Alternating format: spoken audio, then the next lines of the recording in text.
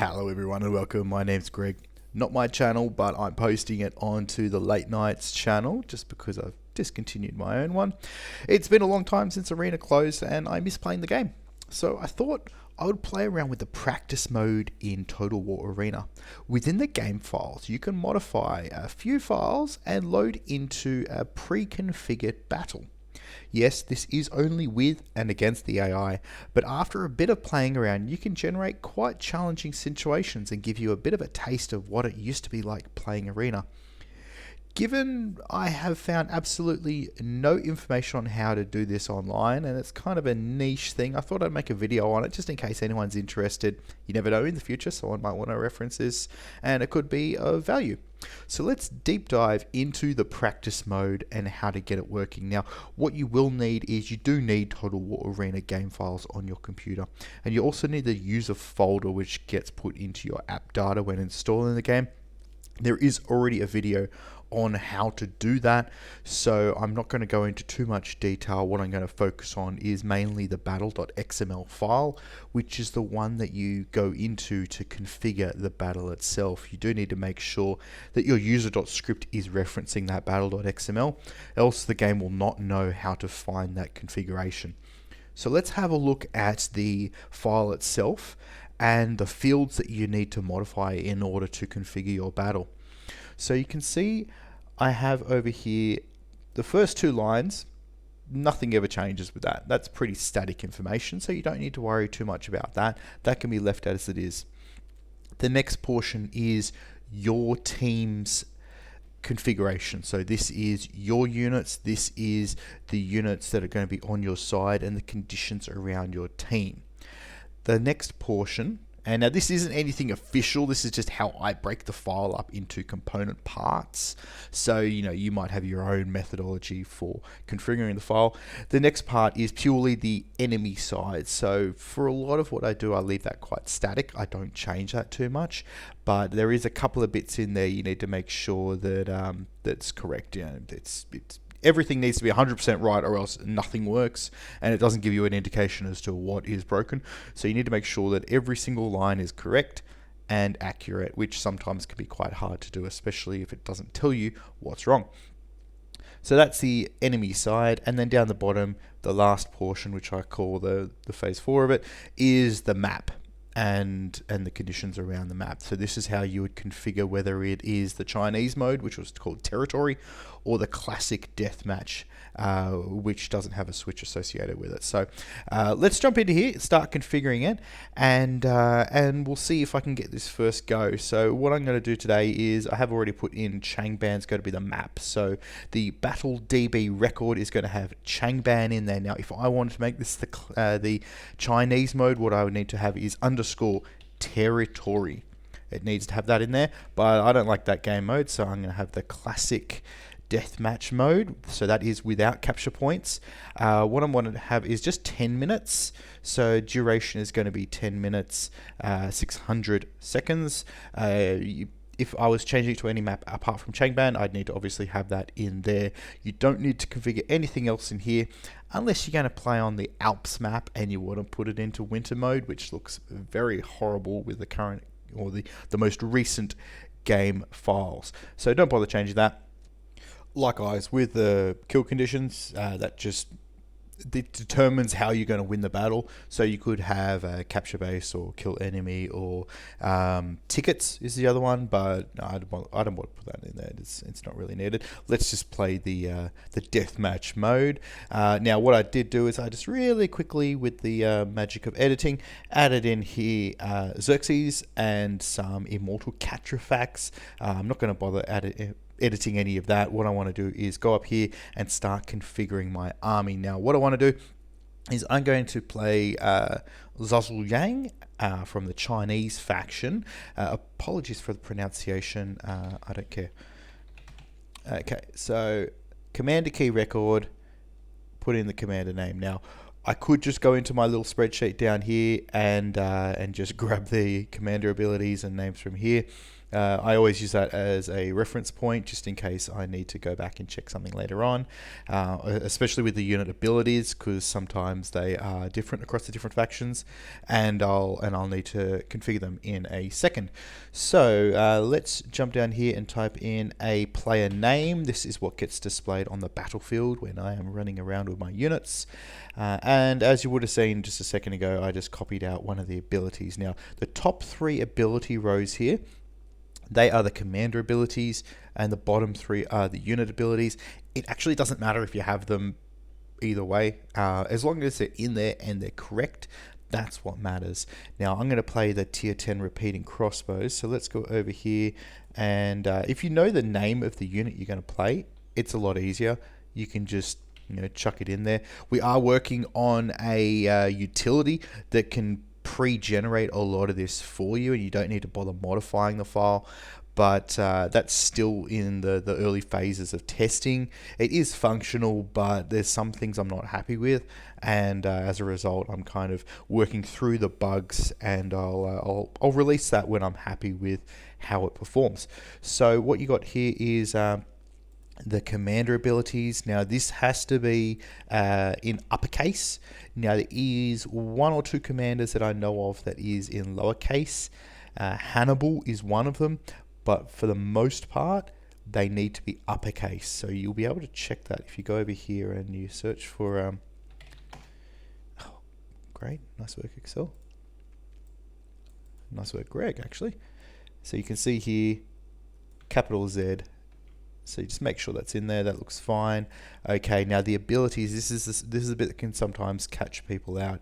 So what you want to do is, I know that the repeating crossbows has the quick reload. Okay, let's grab that. Now you don't need to grab that whole field. You just need to make sure you grab the unit underscore. Okay, and I'm going to have, I know I'm going to put dash in, but what I want to do is also get the poisoned repeating bolts. Okay. Okay, so that is my unit configured. Now, I should be able to save this now, and at a quick glance looking over everything else in here, I should be able to load into a battle now, and I'll be playing those repeating crossbows, providing I have configured everything right. Now if it sits on this splash screen and doesn't do anything for a long time, you've stuffed up. But if it loads onto the map like this, and you can start moving around, then that's correct. So I can effectively play a 1v1 right now with 1 unit, and walk around the battlefield till I find Xerxes and try and kill him. And then I win the battle. Got 10 minutes left. Classic game mode. Most of us know what that means. Let's close out now and add a bit more units to the field. So when you do this, you need to actually change a couple of the parameters. When you're adding an extra unit, you need to make sure that you have this. Okay, so you're adding the extra unit to the field. So if I save this now, load in, I should be able to control 2 units. Now what we've found is counter to the normal game mode where you've only got 3, you can add a lot more. So you can see now I've got 2 units. Let's close out. And if I wanted to go crazy, I can have a lot more units. Now, it takes a bit of practice to know exactly where to put all of the abilities, the commander abilities, and how to modify the file. But after you do it once or twice, it's actually really, really easy, especially if you get the Excel spreadsheet that I'm going to make available. I'll try and put a link in the description of the video where you can get it from.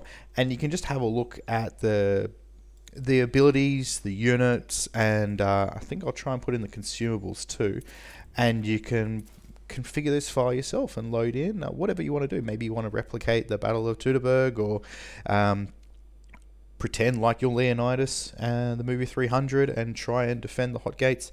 What I've found is that the AI does seem to favor rushing base unless they get vision of you, and then they'll deviate and try and fight you on the battlefield. So sometimes when you have all of your units configured, say you want to you want to go through and try and engage them and make sure that they're going to actually fight you, because what happens is they just go into the base and chill out, which isn't exactly what you want, and it gets a bit boring. But if you can put enough commanders and units onto the battlefield, then what you'll find is that you'll come across the enemy units and you get to verse them, and it is a bit more realistic. Now, what I haven't included here is deployables.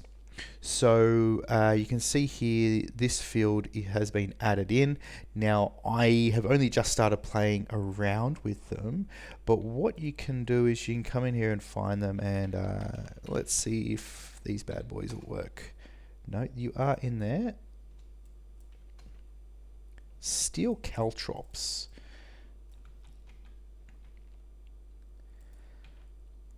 Okay. What I find the best way to do it is if I'm making a change that I'm not 100% sure on, I'll do that one individual change, I'll load in, test it, and then quickly close out again. And you can see here now that I've got steel caltrops loaded onto the unit. So I could then go through and mirror that onto every other unit. All of them would get it, and I can just, you know, let's drop some caltrops, see if it'll actually work.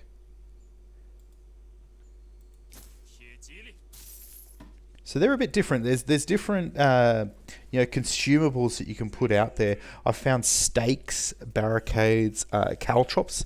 They look a bit different to what they did in the normal game, and it's probably just an artifact of them playing around with it, adding different features to the game that otherwise never went into production and were made available. There's a lot of code in there that was never really used. Let's close out of this. We don't really need to see that. It's a bit of noise. But you can play around with it, and you could go to the 001 caltrop, which is listed as being iron caltrops or tier 3 caltrops. They're all very different. Some of the abilities too, you'd have stab at tier 6 or peeler at tier 8. It's all in here. It's just a matter of finding it and putting it onto the unit that you want to play. So unit throw peeler 1, 2, 3, 4, whatever you want to do. It's all here. You just got to go through, find it, and put it onto your unit. As mentioned just before, if you want to try and get the AI to engage you more, you need to have more commanders and units on the battlefield. So I've just got back to the battle.xml file here. Now, in order to add another commander on your side or onto the enemy side, what you need to do first of all is add another army in. So that's a unit I'm adding, and what I'm going to do is terminate my army there. And what I'm going to do is add another army. And then what I need to do is add in the commander key records. So you can see here, let's Rome faction. Now, I didn't say this before, but that's the same faction for everyone. You don't need to change it from Rome to Persia or anything like that. Just leave that in there. That's perfectly fine. And let's just change commander key record. So it'll need to be... Now, you can mix and match the units and the commanders and the abilities, as long as these records are in the right place, and obviously you've got enough of those records in there. This should actually work. So let's just call this guy Zhaj. I don't know if that's how you say it. Let's load in. Chances are pretty good I made a mistake, because I just changed a whole lot of different fields, chucked a whole lot of different things in there, and I was pretty gun-ho with it, and this is not liking something that's in there. So let's have a look. Terminate unit, terminate army faction, unit terminator. That's not too bad. You probably don't need to have this line in there. Let's try again.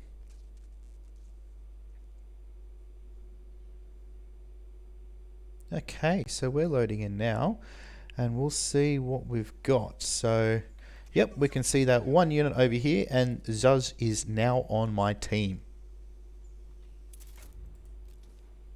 And that's all you got to do. You can jump in here, you can modify the battle.xml file, make sure you save it after you make a change, and you will be able to load in and play a game of Total War Arena. Now, of course, it's not going to be exactly the same as what you used to, but it's something if you wanted just to load in there and muck around and reminisce about when we were actually able to play the game. Hopefully it will return in the future. I'll try and add in a couple of links to some of the resources that I have that I use to generate these, namely things like the BattleDB record for the maps. And keep a lookout for a video coming out soon in relation to the utility that we're going to have made available, because it will save you a lot of time if you wanted to load into a battle, and you'll be able to play whatever tier 10 unit you want that I've added into it, and have a bit of fun. As I mentioned before, I'm having a couple of problems going more than 5v5 using the utility, because the game does crash. It doesn't give me any feedback as to why, but hopefully I'll be able to figure that out soon. Anyway, let me know what you think in the comments. If there is a pre-configured battle you'd like me to generate a battle.xml file for and make it available, I can easily do that. It doesn't take too long. And then you can jump into Arena and play it, or you can jump in here and use the resources I'm making available and make your own battle.xml file and load into Arena and muck around. Got to remember, any minor mistake and it doesn't give you any feedback as to what has been configured wrong, so be careful with what you're putting in there. I find using Notepad++ a lot easier than using Notepad, and you'll be able to go through and see kind of like where things should be a lot easier. Anyway, once again, hope you enjoyed this video. Hopefully this is going to be helpful for someone who may want to load into this game mode in the future. You never know when the game will be back, or if it will be. And have a good day, everyone. See ya.